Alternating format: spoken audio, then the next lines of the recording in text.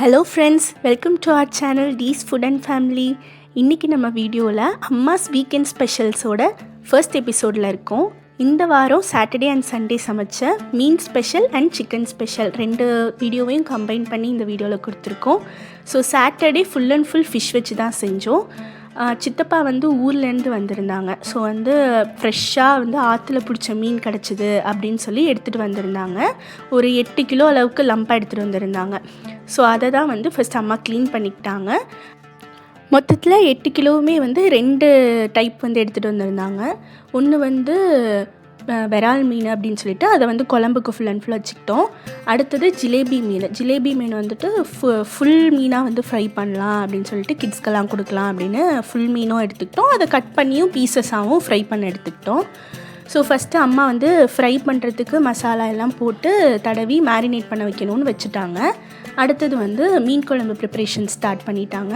மீன் குழம்பு எப்பயுமே செக்கில் ஆட்டின அந்த நல்லெண்ணெயில் தான் வச்சு செய்வோம். அதுதான் அப்படியே டேஸ்ட்டு நம்ம ஊரில் பாட்டி வீட்டிலலாம் சாப்பிட்ற மாதிரி டேஸ்ட் இருக்கும்னு சொல்லிட்டு அது போட்டுக்கிட்டாச்சு. அடுத்தது தாளிக்கிறதுக்கு தேவையான கடுகு, சீரகம், வெந்தயம் இதெல்லாம் போட்டுக்கிட்டாங்க. அடுத்தது மீன் குழம்பு இந்த சாம்பார் வெங்காயம்னு சொல்லுவாங்கள்ல, சின்ன வெங்காயம், அதுதான் டேஸ்ட்டு பயங்கரமாக இருக்குமா அம்மா சொல்ல சொன்னாங்க. ஸோ அதுதான் டேஸ்ட்டு நல்லா கொடுக்கும், நிறையாவும் போட்டுக்கணும் அப்படின்னு சொல்லி சொன்னாங்க. அடுத்தது கூடவே பச்சை மிளகாய் எல்லாமே போட்டுக்கிட்டாங்க. அது கூடவே 4-5 தக்காளி அரைச்சி ஊற்றிக்கிட்டாச்சு. நான் சொல்கிறது எல்லாமே அதிக அளவில் செய்கிற குழம்புக்காக தான். நீங்கள் கம்மி அளவில் செய்கிறீங்கன்னா கம்மியாக தான் ஊற்றிக்கணும். ஸோ இந்த மீன் குழம்பு டேஸ்ட் எங்கள் வீட்டில் எல்லாருக்குமே ரொம்ப பிடிக்கும். ஆக்சுவலாக அம்மா ஒரு 2-3 டேஸ்க்கு பிளான் பண்ணி சமைச்சது. ஆனால் ஒரு நாள்லேயே காலி ஆகிடுச்சு. டிஃபனுக்கும் வச்சு சாப்பிட்டாச்சு. அடுத்தது புளி தண்ணி கரைச்சதை ஊற்றிக்கிட்டாங்க. ஊற்றிட்டு இனிமேல் ஃபுல்லாக கொதித்ததுக்கப்புறம் தான் ப்ராசஸ்ஸு. அடுத்தது ஒரு 5 ஸ்பூன்ஸ் அளவுக்கு சாம்பார் மிளகாப்பொடி. எங்கள் அம்மா எப்போவுமே வீட்டிலே ப்ரிப்பேர் பண்ணி தான் அரைப்பாங்க. கடையிலலாம் வாங்கி நாங்கள் சாம்பார் மிளகாப்பொடி யூஸ் பண்ண மாட்டோம். அடுத்தது ஒரு 2 ஸ்பூன்ஸ் அளவுக்கு மல்லித்தூள், வெறும் மல்லித்தூள் இருக்கும்ல அது. அடுத்தது ஒரு 1 டீஸ்பூன் அளவுக்கு மஞ்சள் தூளும் ஒரு கைப்பிடி அளவுக்கு கருவேப்பிலையும் போட்டுட்டு அகைன் க்ளோஸ் பண்ணி கொதிக்க விட போகிறாங்க. எங்கள் வீட்டில் எப்போயுமே சிக்கனுக்கு இருக்கிற அளவுக்கு ஃபேன்ஸ் மீன் குழம்புக்கு கிடையாது. நாங்கள் ஒரு ஜாயிண்ட் ஃபேமிலி. ஸோ சின்ன பிள்ளைங்கள்லேருந்து எங்களை மாதிரி மிடில் ஏஜ் அப்புறம் வயசானவங்க எல்லாருமே இருக்கிறதுனால யாருக்குமே சிக்கன் அளவுக்கு மீன் பிடிக்கிறது இல்லை. பட் ஹெல்த்துக்கு மீன் தான் நல்லது அப்படின்னு சொல்லிட்டு அம்மா எப்போயுமே கம்பல் பண்ணியாச்சும் கொடுத்துருவாங்க. ஸோ மீன் குழம்பு இந்த அளவுக்கு நல்லா கொதிக்க ஆரம்பிக்கணும்.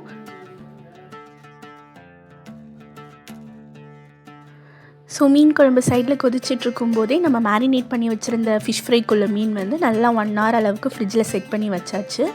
ஸோ இப்போ அதையும் எடுத்து சைட்லேயே ஃப்ரை பண்ண ஆரம்பிச்சிட்டாங்க. பேசிக்காகவே இந்த குளத்து மீனை விட ஏன் ஆற்று மீன் ரொம்ப உடம்புக்கு நல்லது அப்படின்னு சொல்கிறாங்கன்னா, குளத்துல கம்மியாக தண்ணி இருக்கும்போது பிடிச்சிருவாங்க. அப்படிங்கும்போது ரொம்ப சேறு நாற்றத்தோட ஒரு மாதிரி நல்லா இருக்காது. பட் ஆறுங்கும்போது நம்ம ஃப்ரெஷ் வாட்டரில் பிடிக்கிறதுனால உடம்புக்கும் நல்லது, சாப்பிட்றதுக்கு டேஸ்ட்டும் ரொம்ப நல்லாயிருக்கும். இப்போது மீன் குழம்பு நல்லா கொதிச்சு வந்ததுக்கப்புறமா ஏற்கனவே வெட்டி வச்சுருந்த விரால் மீன் பீசஸ் எல்லாத்தையுமே எடுத்து உள்ளே சேர்த்துக்க ஆரம்பிச்சிட்டாங்க.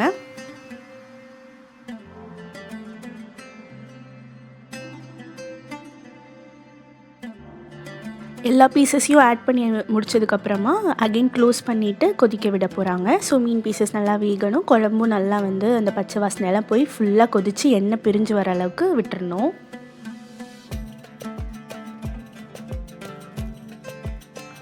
நம்மலாம் சிட்டியில் இருக்கோம் அப்படின்றதுனால மீன் அந்தளவுக்கு ஃப்ரெஷ்ஷாக ஒன்றும் கிடைக்கிறதில்ல. ப்ளஸ் இங்கே கடலும் இல்லை எங்கள் ஊரில். அதனால் ஐஸ் வச்ச மீன் தான் கிடைக்கிது. பட் இந்த மாதிரி ஃப்ரெஷ்ஷாக கிடைக்கும்போது நாங்கள் நிறையா வாங்கிட்டு சமைச்சு வச்சுப்போம். ப்ளஸ் காஸ்ட்டையும் பொறுத்த வரைக்குமே நாங்கள் இங்கே வாங்குகிற காஸ்ட்டை விட அவங்க வாங்கிட்டு வந்திருந்தது ரொம்ப கம்மி காஸ்ட்டுக்கு தான் வாங்கிட்டு வந்திருந்தாங்க. நிறைய மீனும் கிடச்சிருந்துச்சு. இப்போ மீன் குழம்பு நல்லா எண்ணெயெல்லாம் வெளியில் பிரிஞ்சு நல்லா கொதிச்சிருச்சு. இப்போ அடுப்பை ஆஃப் பண்ணிவிடுவாங்க. அடுத்தது மீன் ஃப்ரையுமே 2 சைடும் நல்லா கோல்டன் ப்ரௌன் ஆகிற வரைக்கும் வெந்துருச்சு. இப்போ அதையும் எடுத்து இப்போ எல்லாத்தையும் பிளேட்டில் போட்டு சர்வ் பண்ணிக்க வேண்டியது தான். டேஸ்ட்டை பொறுத்த வரைக்கும் ஃபிஷ் ஃப்ரை தான் எனக்கு ரொம்ப பிடிச்சிருந்தது. முள்ளும் கம்மியாக இருந்துச்சு, டேஸ்ட்டும் சூப்பராக இருந்துச்சு. மீன் குழம்புல மட்டும் உள்ள பீசஸில் வந்து முள் ரொம்ப ஜாஸ்தியாக இருந்துச்சு, பட் டேஸ்ட் சூப்பராக இருந்துச்சு. மீன் குழம்போட டேஸ்ட்டும் ரொம்ப நல்லா இருந்துச்சு. கண்டிப்பாக ட்ரை பண்ணி பார்க்கலாம்.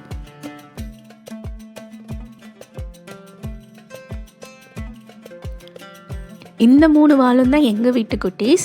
ஸோ மீன்னாலே தெரித்து ஓடுறதுங்க. அந்த ஃபுல் ஃபிஷ் ஃப்ரையை பார்த்ததும் ஒரு ஆர்வத்தில் உட்காந்து சாப்பிட ஆரம்பிச்சிட்டாங்க. டேஸ்ட்டும் அவங்களுக்கு ரொம்ப பிடிச்சிருந்தது. அந்த ஹோல் ஃபிஷ் ஃப்ரையும் அவங்க 3 பேருமே சேர்ந்து காலி பண்ணிட்டாங்க.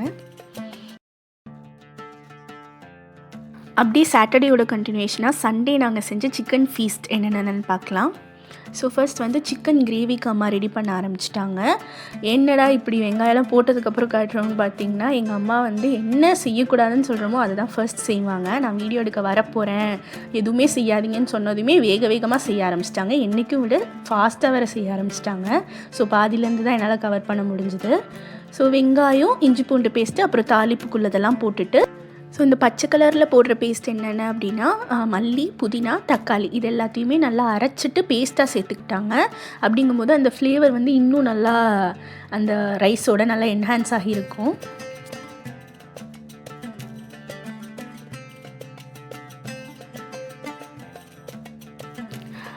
அடுத்தது நம்ம போட்ட வெங்காயம், தக்காளி, ஜிஞ்சர் கார்லிக் பேஸ்ட்டு எல்லாமே வந்து பச்சை வாசனை போய் வதங்கி வந்ததுக்கப்புறமா 2 ஸ்பூன்ஸ் அளவுக்கு கரம் மசாலா ஆட் பண்ணிக்கிட்டாங்க. இந்த கரம் மசாலா வந்து வீட்டிலே அம்மா ப்ரிப்பேர் பண்ணது தான்.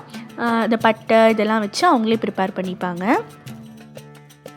அடுத்தது வெறும் மிளகாத்தூள் வந்துட்டு ஒரு 3 ஸ்பூன்ஸ் அளவுக்கு போட்டுக்கிட்டாங்க.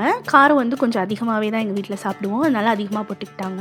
அடுத்தது அது கூடவே ஒரு 2 ஸ்பூன்ஸ் அளவுக்கு மல்லித்தூள் இதெல்லாம் போட்டுட்டு அகைன் நல்லா வதக்க ஆரம்பிச்சிட்டாங்க. அதோட பச்சை வாசனையும் நல்லா போனதுக்கப்புறமா ஒரு கப் அளவுக்கு கேர்டு நல்லா பீட் பண்ணி வச்சுருந்த கேர்டு எடுத்து உள்ளக்க போட்டுக்கிட்டாங்க.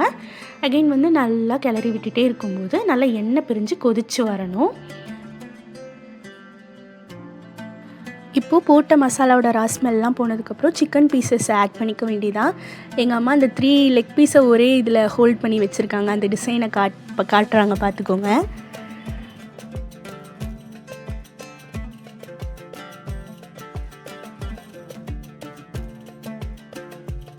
இப்போ அதே போல் எல்லா பீசஸையும் சேர்த்ததுக்கப்புறமா மசாலாவோட சேர்த்து பரட்டி விட்டு அகெயின் வந்து இது வேகிறதுக்கு மூடி வைக்க வேண்டியது தான்.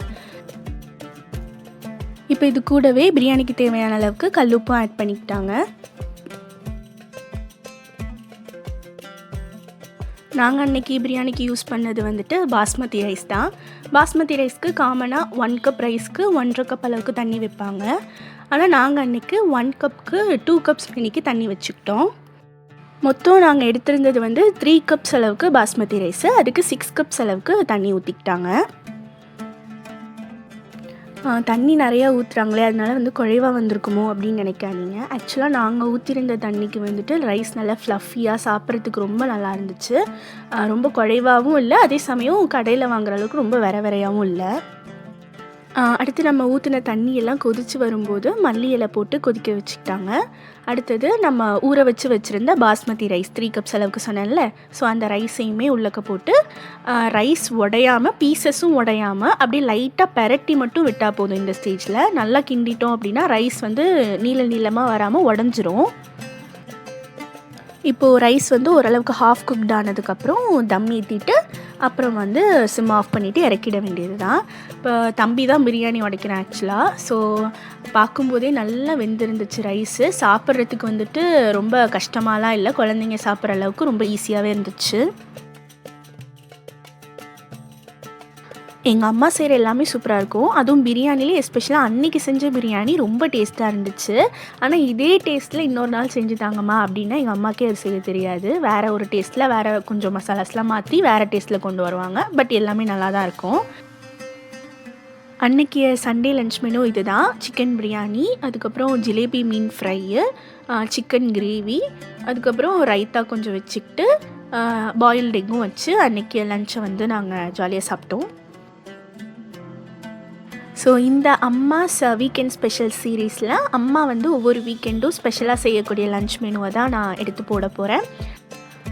ஸோ நம்ம வீடியோஸை பார்க்குறதுக்கு நம்ம சேனலை சப்ஸ்கிரைப் பண்ணிக்கோங்க. அப்படியே நோட்டிஃபிகேஷன்ஸையும் ஆனில் வச்சுக்கோங்க. இனிமேல் கண்டினியூஸாக வீடியோ வரும்.